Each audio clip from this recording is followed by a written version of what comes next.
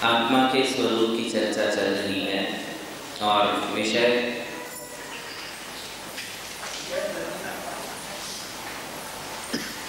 करीब करीब समापन की ओर है।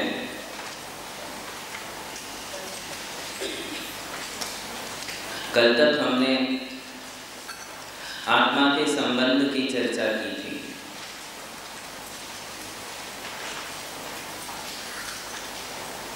और कौन से संबंधों की तरफ हमारा कितना ध्यान होना चाहिए ये आपको बताया गया था।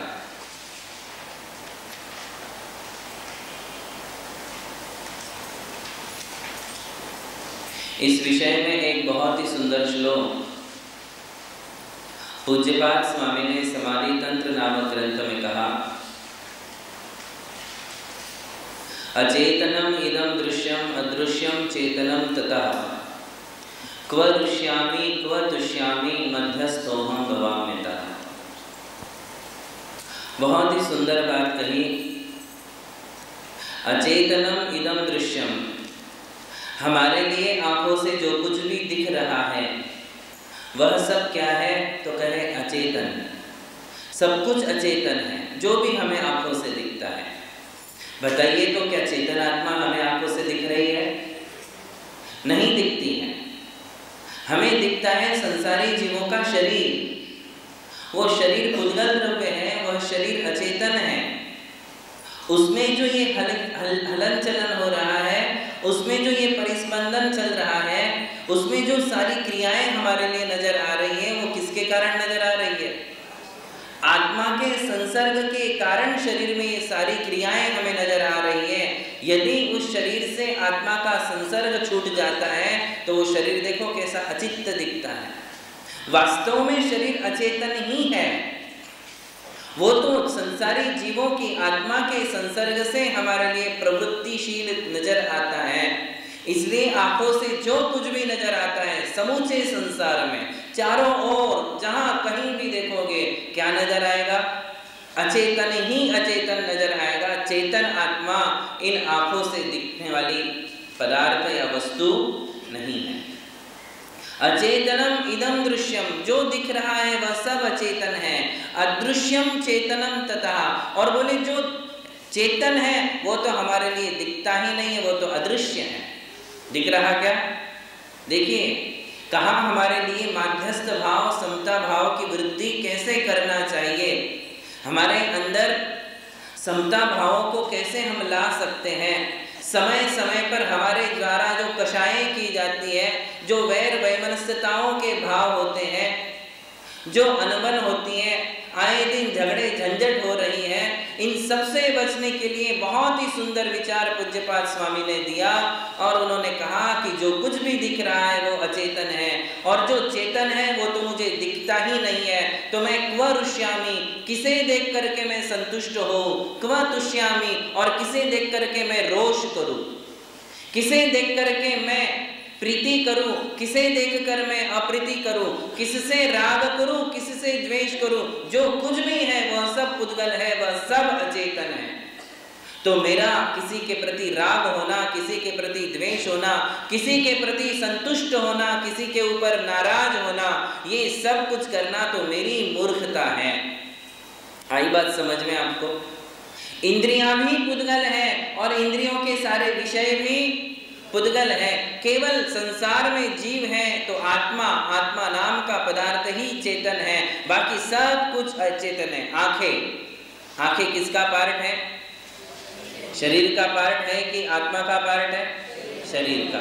कान, नाक, जीभ, ये पूरी टच सेंस, स्पर्श, ये भी किसका पार्ट है? शरीर का पार्ट है। और ये शरीर है, यानी ये पांचों इंद्रियां भी कौन सा द्रव्य है? पुद्गल द्रव्य है, अजीव द्रव्य है कि नहीं? इसमें जो चेतना है वो किसके कारण है? आत्मा के कारण। तो वास्तव में ये पांचों इंद्रियां कौन सा द्रव्य हो गई? पुद्गल, पुद्गल द्रव्य हो गई। अब आंखों से जो दिखता है वो क्या है? हमें आंखों से कलर दिखाई देता है और आकार दिखाई देता है। दो ही तो देखते हैं, दो ही तो देखते हैं। क्या देखते हैं हम? या तो हम आकार देखते हैं या तो रंग देखते हैं। इन दो के अलावा हमें कुछ भी नजर नहीं आता है। प्रत्येक वस्तु का या प्रत्येक व्यक्ति का हम क्या देख रहे हैं? या तो आकार देख रहे हैं या तो रंग देख रहे हैं। चेतन आत्मा तो हमें दिखाई नहीं देती है। अब कानों से क्या सुनाई देता है? शब्द सुनाई देता है, वो शब्द भी पुद्गल है। नाक से हम जिसे सूंघ रहे हैं वो भी क्या है? वो भी पुद्गल है, क्योंकि गंध नाक का विषय है और वो स्मेल जो है वो किसका है गुण? पुद्गल का गुण है। इसी प्रकार जिसे हम चख रहे हैं, जिसका हम स्वाद ले रहे हैं, वो स्वाद किसका गुण है? पुद्गल का। तो वो भी पुद्गल है। जिसे हम खाते हैं, जिसे हम सुनते हैं, जिसे हम सूंघते हैं, जिसे हम देखते हैं, वो सब पुद्गल है। इंद्रियां पुद्गल और इंद्रियों के विषय भी पुद्गल है। तो हम पुद्गल को लेकर के क्यों नाराज हो? पुद्गल को देख करके क्यों प्रसन्न हो? पुद्गल के प्रति इतना अनुराग क्यों करें? ये बात, ये विचार हमारे लिए आचार्यों ने दिया कि इंद्रियों में और इंद्रियों के पदार्थों में, विषयों में ऐसा कुछ भी नहीं है जिससे आत्मा का हित हो सके। ऐसी कोई भी बात इनमें नजर नहीं आती। किंतु देखिए भगवान की मूर्ति, भगवान की मूर्ति भी कौन सा द्रव्य है? क्या जीव द्रव्य है या पुद्गल द्रव्य है? पुद्गल द्रव्य है। और वो किसका विषय है? हमारी आंखों का विषय है। तो आप बताइए, अब उसको भी इन्हीं श्रेणियों में ला लोगे? फिर तो महाराज श्री का शरीर भी तो पुद्गल है। अभी तो कह रहे थे कि किसे देख करके मैं संतुष्ट हूं और किसे देख करके मैं नाराज हूं, किस पर खुश हो जाऊं और किस पर नाराज हो जाऊं। सब कुछ तो पुद्गल है, जीव तो कहीं दिखाई नहीं देता है। फिर तो महाराज श्री की भी आत्मा नहीं दिखाई देती है। तो क्या महाराज श्री को देख करके भी तुम उपेक्षा करोगे कि ना इनके प्रति खुश होना, ना इनके प्रति नाराज होना, ना इनके प्रति भक्ति भाव करना? इनका शरीर दिखता है, कौन सी आत्मा दिख रही है? ये भी तो पुद्गल ही है। तो फिर उसकी सेवा क्यों करना? फिर आहार क्यों देना? देखिए विषय है, आज इसी विषय को हमें समझना है। भगवान की मूर्ति भी तो अचेतन है, फिर उसके दर्शन क्यों करना? उसके दर्शन से खुश क्यों होना? उसके दर्शन से प्रसन्न क्यों होना? समझने का बात है। वहां जो वर्णन किया गया कि किसके ऊपर खुश हो जाऊं, किसके ऊपर नाराज हो जाऊं, ये सब कुछ तो अचेतन है। ये बात जो कही है वो केवल विषय सेवन की अपेक्षा से कही है, विषय भोगों की अपेक्षा कही है। जो हमारी भोग है, लालसाएं हैं, इच्छाएं हैं, तृष्णा है, वासना है, उस वासना की दृष्टि से कहा कि मुझे किसी पदार्थ से ना राग है ना द्वेष है। ये तो सब कुछ अचेतन है। किंतु भगवान की मूर्ति यदि है तो मुझे उससे राग करोगे कि नहीं? राग कि वहां भी राग नहीं, द्वेष नहीं, भक्ति नहीं, कुछ नहीं। वहां तो राग करना पड़ेगा। इसका मतलब है कि कुछ समझने लायक विषय अभी बाकी है। नहीं तो तीर्थ यात्रा, सारे तीर्थ अचेतन है। जितने भी सिद्ध क्षेत्र हैं, जितने भी तीर्थ क्षेत्र हैं, जितने भी अतिशय क्षेत्र हैं, वे सब कौन से द्रव्य हैं? पुद्गल ही तो है। वहां कहां जीव दिख रहा है? दिख रहा है क्या? नहीं दिखता है। जितने भी मंदिर हैं, जितनी भी मूर्तियां, जितने भी मानस स्तंभ है, जितने भी शिखर हैं, ये सब अचेतन है। किंतु इन अचेतन को भी मंगल कहा गया कि ये सब अचित्त मंगल है। भले सजीव नहीं है किंतु अजीव मंगल, वो भी मंगल है। इसका अर्थ है कि कुछ समझना अभी हमारे लिए बाकी है। और फिर अभी आप जिस अवस्था में हो वो गृहस्थ अवस्था है। तो क्या गृहस्थ अवस्था में आप अपने शरीर से उपेक्षा ले सकते हो कि नहीं, ये शरीर तो अचेतन है, अब मैं ना मैं इसको खिलाऊंगा, ना इसके प्रति राग करूंगा, न इसकी मालिश करूंगा, न इसका ध्यान रखूंगा। और जब मेरे शरीर का मुझे करना नहीं तो परिवार का भी मैं ध्यान नहीं रखूंगा। क्या ये संभव है? इसका अर्थ है कि कुछ समझना बाकी है। और वो विषय आज हमें समझना है कि हमें आत्मा की अवस्थाओं को नयों के द्वारा समझना है। दो प्रकार के नयों का वर्णन शास्त्रों में आता है, एक व्यवहार नय और एक निश्चय नय। कौन से दो नय हैं? नय क्या है पहले ये समझ लीजिए। नय का मतलब है जिसके द्वारा हम वस्तु की अवस्था को समझते हैं, जो वस्तु के एक स्वरूप का कथन करता है, उसे नय कहते हैं। नय का अर्थ समझ रहे हैं? एक ही वस्तु है किंतु उसमें अनेक नयों से, अनेक एंगल से हम जो देखते हैं, एक ही व्यक्ति है, वो व्यक्ति किसी का मामा भी है, किसी का पापा भी है कि नहीं, किसी के चाचा भी है। एक ही व्यक्ति में कितनी बातें आ रही है, देखो वो किसी का पति भी है, किसी का पिता भी है। एक व्यक्ति पिता भी है, वो पति भी है, वो किसी का बेटा भी है, किसी का भाई भी है, किसी का चाचा भी है, किसी का मामा भी है, किसी का साला भी है, किसी का साड़ू भी है। एक व्यक्ति में ये सारी बातें हैं, किंतु हर एंगल से वो बाप नहीं है, हर एंगल से वो बेटा नहीं है। वो केवल पिता की अपेक्षा बेटा है, किंतु बेटे की अपेक्षा पिता हो जाता है। भाई की अपेक्षा भाई है तो वो उसके भांजे की अपेक्षा मामा हो गया, किंतु हर एंगल से वो मामा है क्या? हर एंगल से वो पिता है क्या? हर एंगल से वो बेटा है क्या? नहीं है। एक एक एंगल से, ये जो एक एक एंगल बना, इसी एंगल को नए कहते हैं। क्या कहते हैं? बात समझ में आई? एक किनारे से, एंगल से, एक किनारे से तुम कैसे दिख रहे हो? तो फ्रंट साइड दिखती है। पीछे से देखोगे तो एक व्यक्ति को फ्रंट साइड से देखोगे तो क्या दिखेगा? उसका अगला भाग दिखेगा। बैक साइड से देखोगे तो, और साइड पोज लोगे तो, यदि सामने से देखोगे तो उसका बैक साइड आपको नजर आने वाला, और बैक साइड से देखोगे तो फ्रंट साइड वाला चेहरा उसका नजर नहीं आएगा। तो किसी एक एंगल से वस्तु का कथन करना, इसे नए कहते हैं। इसको हम जनरली एक एग्जाम्पल लेते हैं, आप बहुत जल्दी समझ जाओगे। कोई ऑडिटोरियम देखा है आपने?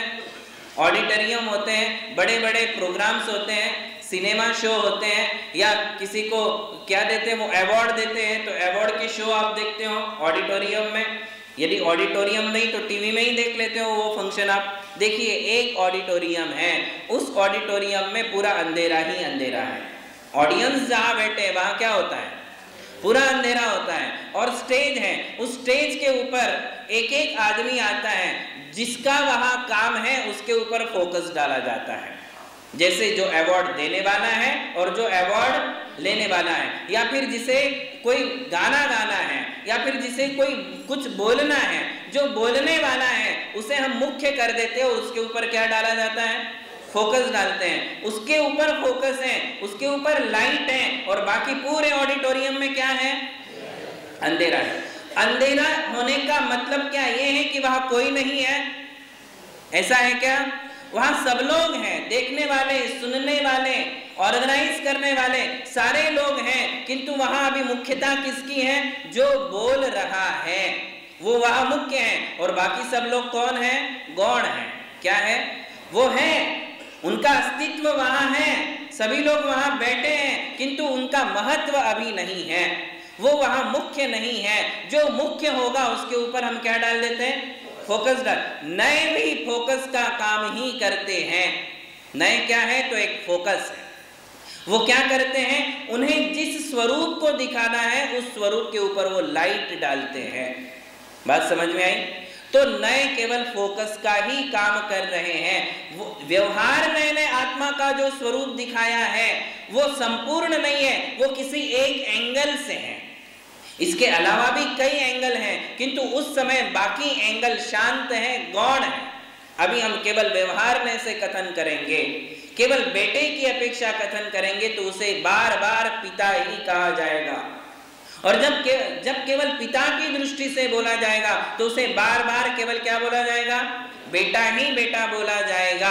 इसका मतलब ये नहीं है कि वो बेटा ही है, वो किसी का भाई, चाचा, मामा, काका, भतीजा नहीं है, ऐसी बात नहीं है। जब जो सब्जेक्ट है उसको हम मुख्य कर देते हैं और बाकी सब्जेक्ट को हम गौण कर देते हैं। जैसे और एक एग्जांपल देता हूं, आज अपना विषय चल रहा है जैन धर्म में आत्मा का स्वरूप। इसका मतलब क्या? एक ही लेसन है, बाकी लेसन नहीं है कि नहीं? किंतु आज इस लेसन की मुख्यता है, इसलिए देव दर्शन विधि गौण है, नमोकार मंत्र का अर्थ गौण है, परमेष्टि का लेसन गौण है, पाप और पुण्य का फल ये लेसन अभी गौण है। अभी कौन सा लेसन चलेगा? आत्मा का स्वरूप। तो कथन किसका किया जाएगा? जो लेसन है, जिसे हमने यहाँ विषय बनाया है उसका हम कथन करेंगे। बाकी लेसन है किंतु आज उसका महत्व नहीं है, जिसका महत्व है उसका कथन यहाँ किया जाएगा। इसे ही कहते हैं नए, स्यादवाद, नए कथन पद्धति, इसी का नाम है। बात समझ में आ गई? तो हमें केवल 2 नए समझना है, ऐसे बहुत नए हैं। आचार्य तो कहते हैं जावदिया नयवादा तावदिया होंति चेव नयवाद। जितने वचन प्रणालियां हैं उतने नए हैं, क्योंकि हर व्यक्ति अपनी अपनी दृष्टि से बोलता है। अब कई लोग कहते हैं कि महाराज आपका आवाज क्लियर नहीं आ रहा, कई लोग कहते हैं महाराज आवाज बहुत क्लियर आ रहा, कई लोग बोलते विजन बहुत क्लियर है, कोई बोलते अभी इतनी क्लियरिटी नहीं है। सब अपने अपने विजन से, अपनी अपनी दृष्टि से बोल रहे हैं कि महाराज अब कैसे दिख रहे हैं। आप लोग देख रहे हैं ना पारस चैनल पर, तो किसी को क्या लग रहा, किसी को क्या लग रहा, सब अपने अपने एंगल से बताते हैं। हम सबकी बात सुन लेते हैं और हम अपना काम कि भाई हम कैसे दिख रहे हैं, हमें इससे क्या लेना देना। हमें तो क्या करना है, हमें तो धार्मिक शिक्षाएं देना है, लेसन पढ़ाना है। तो ये अपने अपने एंगल से जो बोला जाता है उसी को नए कहते हैं। तो अध्यात्म में 2 मुख्य नए हैं। कौन से नए हैं? व्यवहार नए और निश्चय नए। आप लोगों में से कईयों ने इसका नाम सुना है, भरपूर नाम सुना होगा, क्योंकि इनका बहुत ज्यादा आज चर्चा में ये विषय बहुत ज्यादा है, व्यवहार नय और निश्चय नय। इन दोनों की अपेक्षा से हमें किसका कथन करना है? आत्मा का। आत्मा व्यवहार नय से क्या है और आत्मा निश्चय नय से क्या है। यदि हम इन दोनों नयों से समझ लेते हैं तो सारी वस्तु व्यवस्था हमारे लिए समझ में आ जाएगी। जैसे हमने कहा था कि आत्मा कैसी है, तो हमने कहा अमूर्तिक है। कैसी है? अमूर्तिक का अर्थ क्या है? जिसको स्पर्श, रस, गंध और वर्ण नहीं है। किंतु हमारे लिए ऐसा कोई जीव नजर आ रहा क्या? हमारे लिए जितने भी जीव नजर आ रहे हैं व्यवहार में, आज हम जीव किसे कहते हैं? हम सब जीव हैं, हम सब जीव कहलाते हैं। और अजीव किसे कहते हैं? जिसमें चेतना नजर नहीं आ रही है। तो हम सब जीव कहला रहे, किंतु हम सब जीवों का तो आज शरीर ही नजर आता है, आत्मा नजर नहीं आता है। और आपको कोई अजीव कहे आपको अच्छा लगेगा? आपको क्या कहना पड़ेगा? जीव ही कहा जाएगा। इसे कहते हैं व्यवहार नय। कौन सा नय कहते हैं? कि शरीर के अवस्था में भी आत्मा को जीव कहना, तो इसे व्यवहार नय कहते हैं। निश्चय नय कहता है कि आत्मा का शरीर होता ही नहीं है, 3 काल में कभी आत्मा को शरीर हो ही नहीं सकता है। निश्चय नय का जो फोकस है वो सीधी आत्मा पर पड़ता है, और व्यवहार नय का फोकस है वो किसके ऊपर है? शरीर के ऊपर। ये 2 नए हैं। अब हम इसके लिए जो है थोड़ा एग्जाम्पल के माध्यम से समझते हैं। अपने घरों में डिब्बे हैं, डिब्बे है ना, डिब्बे होते हैं। हम एक लाइन से 4-5 डिब्बे रखे हुए हैं। एक डिब्बे में आटा है, एक डिब्बे में लड्डू है, एक डिब्बे में मसाला है, एक डिब्बे में घी है, ऐसे डिब्बे रखे हुए हैं। तो आप उसे क्या कहते हो? क्या कहते हो? घी का डिब्बा लाओ, आटे का डिब्बा लाओ, मसाले का डिब्बा वहीं छोड़ दो। अब आप बताइए क्या मसाले से भी कोई डिब्बा बनता है? डिब्बा कैसे बनता है? या तो वो स्टील से बनेगा, या तो वो प्लास्टिक का होगा, या तो वो चांदी का होगा।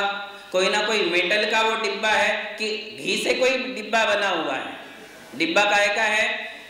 वो किसी न किसी मेटल का है, कांच का है, प्लास्टिक का डिब्बा है, फिर भी हम उसे क्या कहते हैं? घी का डिब्बा लाओ। और यदि तुम वहां अपना ज्यादा ज्ञान चलाओगे कि नहीं नहीं घी से तो डिब्बा बनता ही नहीं, तुम बोलेंगे वो प्लास्टिक का डिब्बा लाओ, और वहां चारों के चारों प्लास्टिक के डिब्बे, वो कंफ्यूज हो जाएगा आदमी कि कौन सा लाना है। 5 स्टील के डिब्बे रखे हैं, तुम बोलोगे कि वो स्टील का डिब्बा लाओ। तो आप कैसे, आइडेंटिटी कैसी बनेगी कि आपको घी चाहिए, तो घी को भी यदि आप स्टील का डिब्बा कहोगे तो 5 में से एग्जैक्ट डिब्बा आने वाला नहीं है। इसे कहते हैं व्यवहार नय। स्टील के डिब्बे को घी का डिब्बा कहना, ये कौन सा नय है? व्यवहार नय। बात समझ में आई? और स्टील के डिब्बे को स्टील का डिब्बा समझना, इसे क्या कहते हैं? निश्चय नय। निश्चय नय कहता है कि डिब्बा घी का हो ही नहीं सकता, डिब्बा जब भी होगा स्टील का ही होगा। बात समझ में आई? किंतु निश्चय नय ने जो स्वरूप दिखाया है उससे हमारा व्यवहार चलने वाला नहीं है। हम कहते कि ये रास्ता कहाँ जाता है, तो रास्ता भी कहीं जाता है। क्या कहते हैं हम? भाई साहब ये रास्ता कहाँ जाता है? तो क्या रास्ता कहीं जाता है? रास्ता तो अपनी जगह है, रास्ता तो कहीं जाता ही नहीं है। जाता कौन है? राही जाता है, पथिक जाता है, फिर भी हम ये कहते कि ये रास्ता कहाँ जाता है, ये कौन सा नय है? इसे ही व्यवहार नय कहते हैं। व्यवहार नय में ऐसी बहुत अटपटी बातें हम बोल जाते हैं, किंतु वो बोलना या वैसे व्यवहार चलाना गलत नहीं है। व्यवहार में ऐसी ही बातें की जाएगी, क्योंकि निश्चय का स्वरूप तो बहुत ही असली स्वरूप है, वो व्यवहार में कभी लाया नहीं जा सकता है।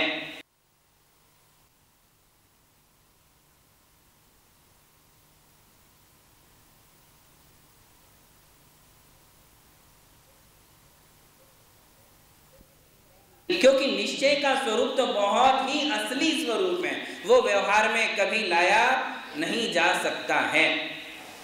जैसे हमने देख लिया कि आत्मा स्त्री भी नहीं है, पुरुष भी नहीं है और नपुंसक भी नहीं है। आत्मा का कोई लिंग है? वही आत्मा कभी स्त्री बन जाती है, वही आत्मा कभी पुरुष बन जाती है, वही आत्मा मरकर कभी नपुंसक। नारक पर्याय में जाओगे तो वहां एक ही लिंग है, नपुंसक, तो वो आत्मा क्या बन गई? नपुंसक बन गई। जब देव पर्याय में जाते हो तो वहां दो ही लिंग है, वहां कोई स्त्री है या फिर पुरुष है, तो वहां वो आत्मा क्या बन जाती है? या तो देव या तो देवी बन जाती है। तो आप बताइए कि आत्मा का निश्चित कोई लिंग है?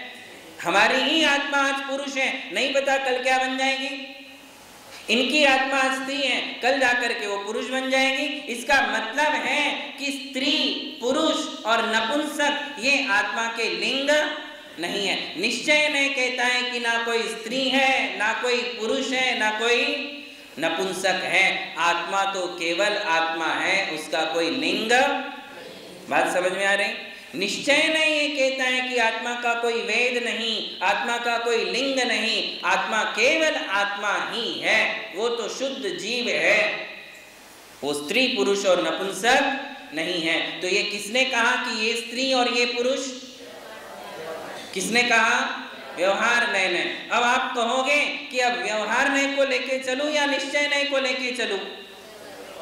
किसको लेकर चलोगे? तो व्यवहार एकांतवादी कहलाओगे। देखिए, एकांतवाद और अनेकांतवाद को भी इसके माध्यम से हमें समझना है। केवल व्यवहार नय को लेके चलोगे तो वो भी एकांतवाद है, केवल निश्चय नय को लेकर चलोगे तो भी एकांतवाद है, और दोनों को लेकर चलोगे तो क्या कहलाएगा? अनेकांतवाद। हमारा जैन धर्म ये अनेकांत प्रधान है, एकांत प्रधान नहीं है। दोनों ही जने अपनी अपनी दृष्टि से सही बात कह रहे हैं। व्यवहार ने गलत कहा तो क्या निश्चय ने गलत कहा?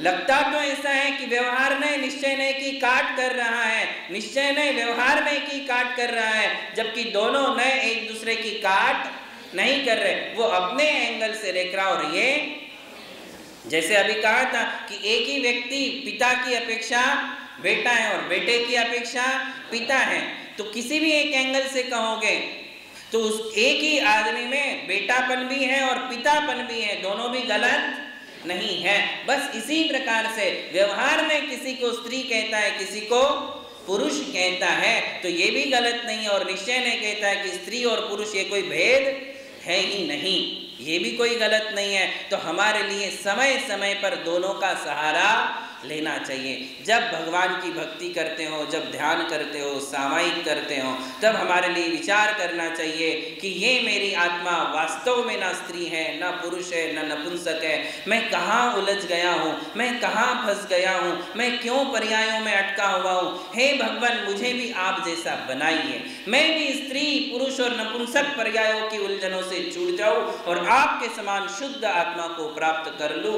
ये हमारे लिए विचार करने का विषय है, चिंतन करने का विषय है। निश्चय नय का जो विषय है वो हमारे लिए चिंतन करने के लिए मसाला है।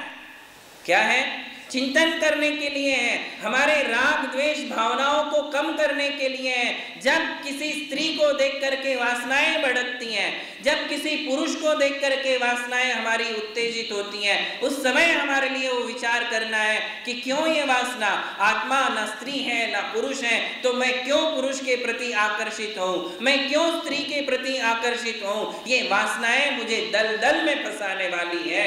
ये विचार करना वासनाओं को कम करने के लिए। किस लिए?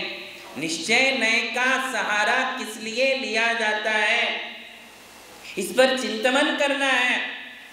निश्चय नय का सहारा लिया जाता है अपने मन के विकारों को घटाने के लिए, अपने अहंकार को घटाने के लिए, अपनी वासनाओं को घटाने के लिए निश्चय नय है। किंतु जब समाज में रहते हो, जब परिवार में रहते हो, तो समाज और परिवार की मर्यादाओं को यदि संभालना है तो कौन सा नय लगेगा?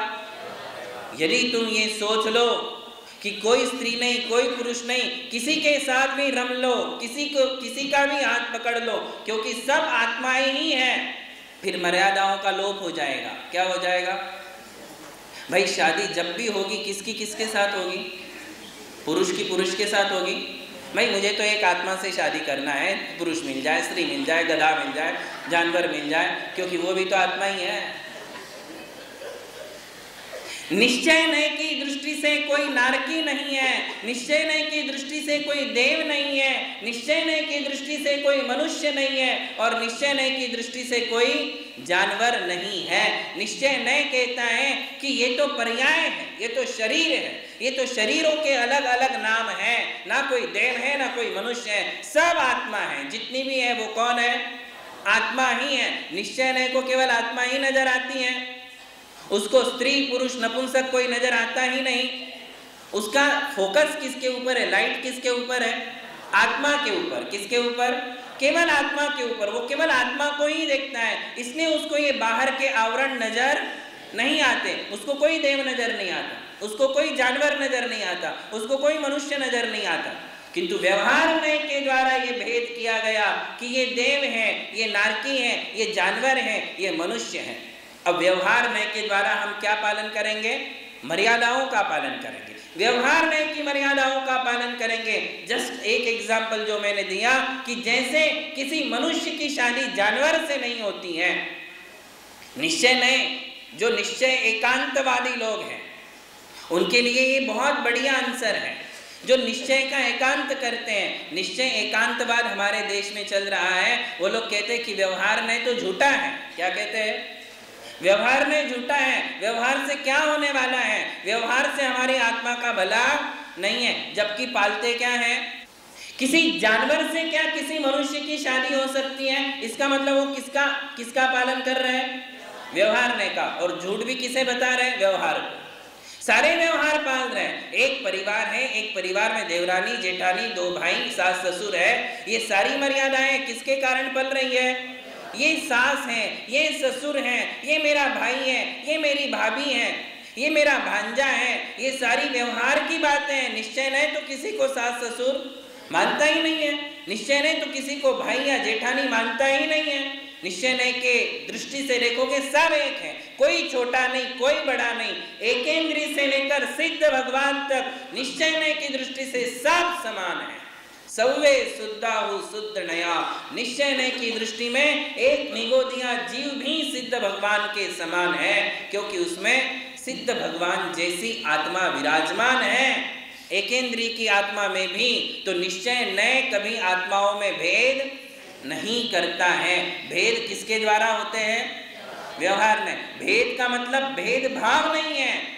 व्यवहार नय के द्वारा मर्यादाएं बनाई गई, समाज संरचनाएं हुई, समाज के कुल कानून बने, कुछ संविधान बने, और वो सारे संविधानों का पालन जो होता है, मर्यादाओं का जो पालन होता है, वो किसके कारण हो रहा है? व्यवहार नय के कारण हो रहा है। आज आपकी जो जिंदगी चल रही है, उस जिंदगी में 99% नहीं 100% व्यवहार नय है। तभी तो व्यवहार नय की मर्यादाओं का पालन हो रहा है कि नहीं? पल रहा कि नहीं? और यदि ऐसा हम कह दें कि नहीं नहीं सब एक है, सब एक है, तो सब जगह, चाहे मंदिर जाओ, चाहे समाज में जाओ, चाहे मार्केट में जाओ, चाहे घर में जाओ, चाहे दुनिया में किसी कोने में चले जाओ, मर्यादाएं खत्म हो जाएगी। सब जगह मर्यादा बनी है। स्त्रियों की मर्यादा अलग है, पुरुषों की मर्यादाएं अलग है कि नहीं? और बड़ों की मर्यादा अलग है, छोटों की मर्यादा। ये बड़े हैं, ये छोटे हैं, ये बुजुर्ग हैं, ये हमारे पूजनीय हैं, ये आदरणीय हैं। ये सारी भावनाएं किसके कारण बनी? व्यवहार नय के कारण। बात समझ में आ रही? निश्चय नय तो और एक बात कहता है कि कोई बूढ़ा नहीं, कोई युवा नहीं, कोई बच्चा नहीं। ये बच्चा, ये बूढ़ा या जवान होना, ये किसकी पर्याय है? पुद्गल की पर्याय है। बोले आत्मा तो बूढ़ी होती ही नहीं है, तो निश्चय नय गलत नहीं कह रहा है। वाकई में आत्मा बूढ़ी नहीं होती है। बूढ़ा कौन होता है? शरीर। ये शरीर में जो विराजमान आत्मा है, आत्मा के संसर्ग से ही वो बूढ़ा हुआ। आत्मा ना होती तो क्या कोई बूढ़ा होता, कोई बच्चा होता? इसकी कोई उम्र है, इसको कोई बालक या बच्चा या बूढ़ा कहता है? नॉन लिविंग थिंग्स में तो ये सारी बातें आती ही नहीं है। संसारी जीवों की अपेक्षा कहा जाता है कि ये बालक है, ये तरुण है, ये जवान है, ये बूढ़ा है। ये कौन सा नय है? व्यवहार नय की दृष्टि से कोई बालक है, कोई बहू है, कोई सासू है, तो कोई बच्चा है, तो कोई भाई है। ये सारा व्यवहार नय है। निश्चय नय के द्वारा ये सारे भेद नहीं होते। आप लोगों को बात समझ में आई? दो प्रकार के नय समझ में आ रहे हैं। कौन सा? व्यवहार नय और निश्चय नय। क्या करता है? सबको समान मानता है, सबको समान। तीनों काल में, हर समय में, प्रति क्षण हर आत्मा समान है। कोई भी बड़ा नहीं है, कोई भी छोटा नहीं है, कोई भी आराध्य नहीं है, कोई भी आराधक नहीं है, कोई भी पूज्य नहीं है, कोई भी पूजक नहीं है। सब लोग समान हैं। सिद्ध भगवान के समान ही सारे संसारी जीव हैं। संसारी और सिद्ध ऐसे दो भेद है ही नहीं। जीवों में कोई भेद नहीं है। ऐसा कौन कहता है? क्योंकि उसकी दृष्टि किसके ऊपर है? केवल आत्मा की ओर देख रहा। तो वो गलत कह रहा है ऐसा नहीं है। हमें वो गलत महसूस होता है, वो गलत नहीं है। व्यवहार वालों को निश्चय गलत लग रहा है, निश्चय वालों को व्यवहार गलत लग रहा है। जो दोनों में से किसी एक को छोड़ देता है वो एकांतवादी। आई बात समझ में? और जिन्हें दोनों बातें समझ में आ रही कि हाँ, अपने अपने एंगल से दोनों अपनी बात कह रहे हैं और इनका हमारे लिए सहारा कब कैसे लेना चाहिए, व्यवहार नय का सहारा कब लेना और निश्चय नय का सहारा कब लेना चाहिए। निश्चय नय का सहारा केवल अपने मन के अहंकार को घटाने के लिए करना चाहिए। जब आपके मन में ये अहम आता है कि मैंने परिवार को बढ़ाया है, मेरे कारण मुंबई में परिवार आया, मैं पहले आया, मेरा भाई बाद में आया, फिर मेरा दूसरा भाई बाद में आया, मेरे कारण मुंबई में ये सब सेटल हो रहे हैं, मेरे कारण ये पूरा परिवार चल रहा है, यदि मैं ना हूं तो इस परिवार का कौन क्या करेगा, इनकी नैया डूब जाएगी। ये जो अहंकार आपको आ रहा है, निश्चय नय हमें सिखाता है कि अरे किसका अहंकार, सबका अपना अपना भाग्य है, सबकी अपनी आत्मा है। आत्मा के अस्तित्व को कोई मिटा नहीं सकता है और आत्मा को कोई जिला नहीं सकता है। जो जी रहे हैं वो अपने स्वयं से जी रहे हैं, वो मेरे कारण नहीं जीते। निश्चय नय के द्वारा हमारा अहंकार घटाया जाना। निश्चय नय का केवल सहारा इसीलिए है कि पर पदार्थों के प्रति जो ममता है वो ममता घटे,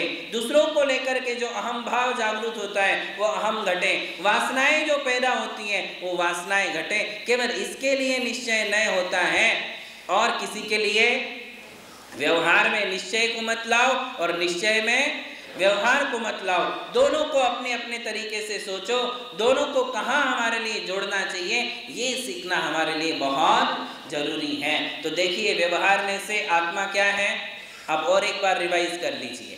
व्यवहारने से आत्मा क्या है?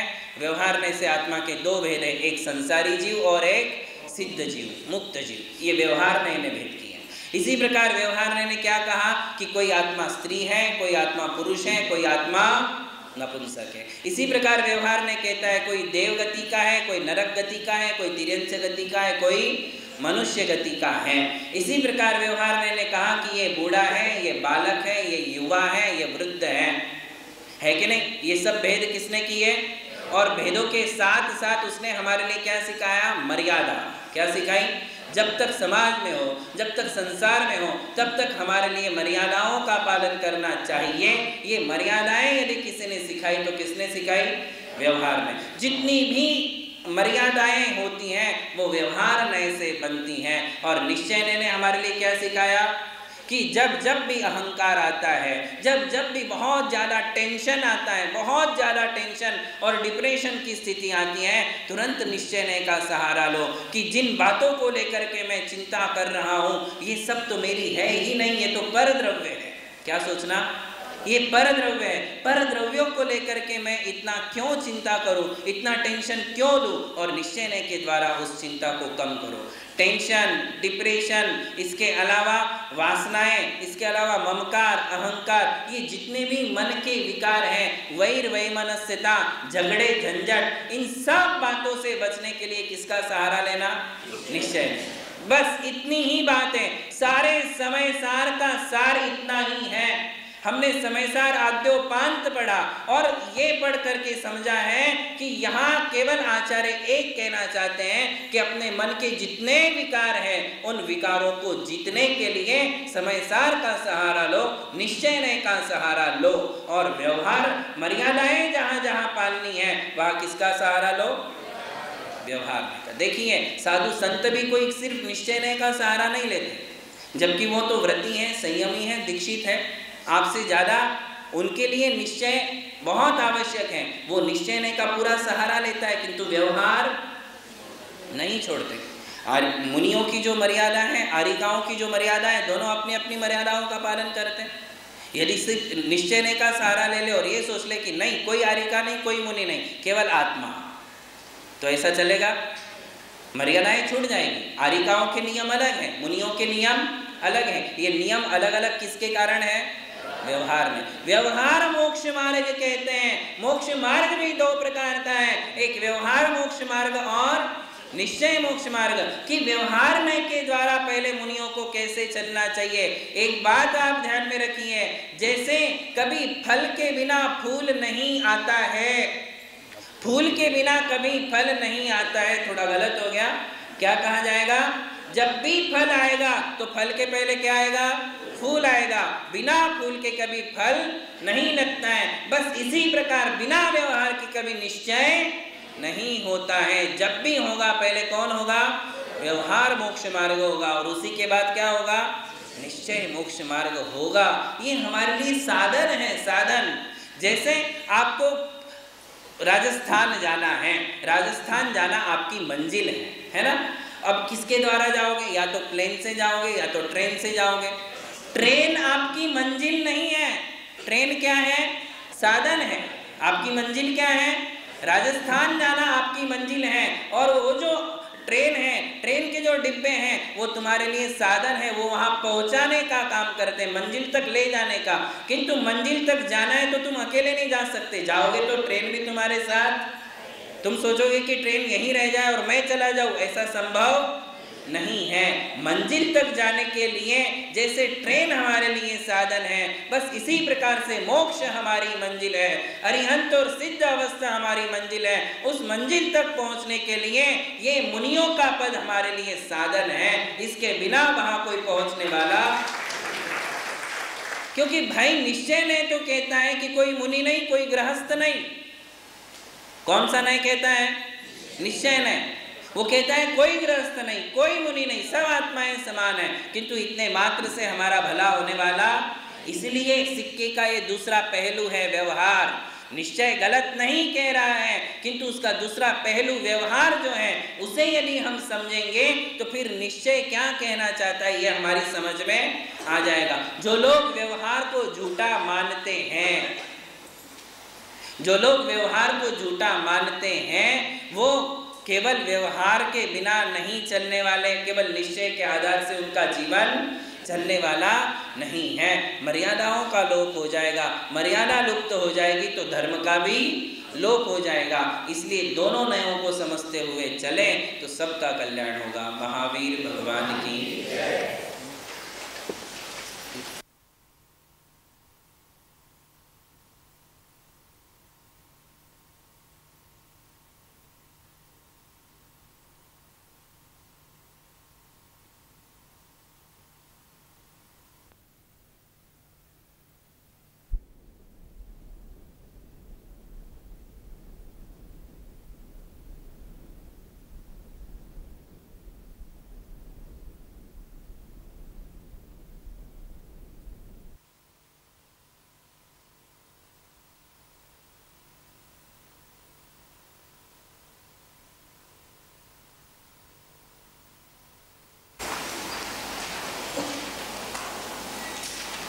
व्यवहार नय और निश्चय नय का कथन चल रहा था।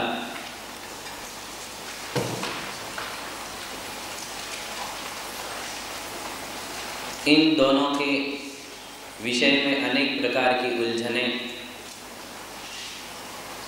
आज स्वाध्याय करने वाली समाज में देखी जाती हैं। हालांकि उलझन इसमें कुछ भी नहीं है, बहुत ही सरल विषय है, स्पष्ट है। इन दोनों नयों के विषय में जितना भी विस्तार अध्यात्म ग्रंथों में मिलता है, वहाँ इन दोनों का स्पष्ट विवेचन किया गया है कि दोनों की मर्यादा क्या है, दोनों को हमें कैसे समझना है, दोनों को हमें अपने जीवन में कैसे धारण करना है। व्यवहार ने वस्तु के अशुद्ध स्वरूप का कथन करता है। व्यवहार ने वस्तु के संयोगी स्वरूप का कथन करता है। व्यवहार की दृष्टि में आत्मा संयोग संबंध से सहित है। व्यवहार की दृष्टि में आत्मा संसारी है, क्योंकि व्यवहार ने वस्तु के अशुद्ध स्वरूप के ऊपर ही प्रकाश डालता है। जो द्रव्य अशुद्ध नहीं है, जैसे 6 द्रव्यों में धर्म द्रव्य, अधर्म द्रव्य, आकाश द्रव्य और काल द्रव्य में किसी प्रकार की अशुद्धता नहीं है, जिसमें अशुद्धि है ही नहीं, व्यवहार ने वहां शांत है। किंतु जिन द्रव्यों में अशुद्धियां संभव है, वे 2 द्रव्य हैं, एक जीव द्रव्य और दूसरा उद्गल द्रव्य। जीव द्रव्य की शुद्ध पर्याय है सिद्ध पर्याय, सिद्ध अवस्था। ये जीव द्रव्य की अंतिम और शुद्ध चरम अवस्था है। पुद्गल द्रव्य की शुद्ध अवस्था है परमाणु, जिसका दूसरा भाग नहीं हो सकता। ऐसा जो पुद्गल है वो पुद्गल द्रव्य की शुद्ध पर्याय है। किंतु शुद्ध पर्याय को विषय करने वाला नय है निश्चय नय। कौन सा नय? निश्चय नय। और व्यवहार नय द्रव्य की कौन सी अवस्था को देखता है? अशुद्ध अवस्था को। दोनों ही अपनी अपनी जगह खड़े हैं। यदि जीव द्रव्य में अशुद्धि ना होती, यदि जीव द्रव्य शरीर और कर्मों के साथ संबंध को प्राप्त ना होता, तो व्यवहार ने वहां भी शांत हो जाता। किंतु जीव के साथ अशुद्धियां हैं। जीव दोनों अवस्था में पाया जाता है, अशुद्ध अवस्था में और शुद्ध अवस्था में। अशुद्ध अवस्था संसार की अवस्था है, शुद्ध अवस्था सिद्ध भगवान की अवस्था है। तो दोनों अवस्थाओं का वर्णन किया जाएगा। दोनों नए अपनी अपनी बात का कथन कर रहा है। पानी है, पानी समुंदर का भी होता है, पानी तालाब का भी होता है, पानी नाली का भी होता है, पानी नल का भी होता है, पानी कुएं का भी होता है। पानी अलग अलग स्रोतों से हमारे लिए प्राप्त होता है। व्यवहार ने की दृष्टि में पानी के अनेक प्रकार हैं। व्यवहार ने कहता है कि ये पीने योग्य पानी है, और कहता है कि ये पीने के अयोग्य पानी है, ये अभी अशुद्ध है। ये भेद करने वाला व्यवहार ने है। व्यवहार की दृष्टि में पानी समुद्र का, तालाब का, नाली का, गटर का, आदि आदि अनेक प्रकार व्यवहार ने से। किंतु निश्चय ने कहता है, शुद्ध निश्चय ने कहता है कि नहीं, पानी तो एक ही है, शुद्ध ही है, शीतल ही है, प्यास बुझाता ही है। ये पानी का गुण है, वो पानी के साथ रहेगा। अब देखिए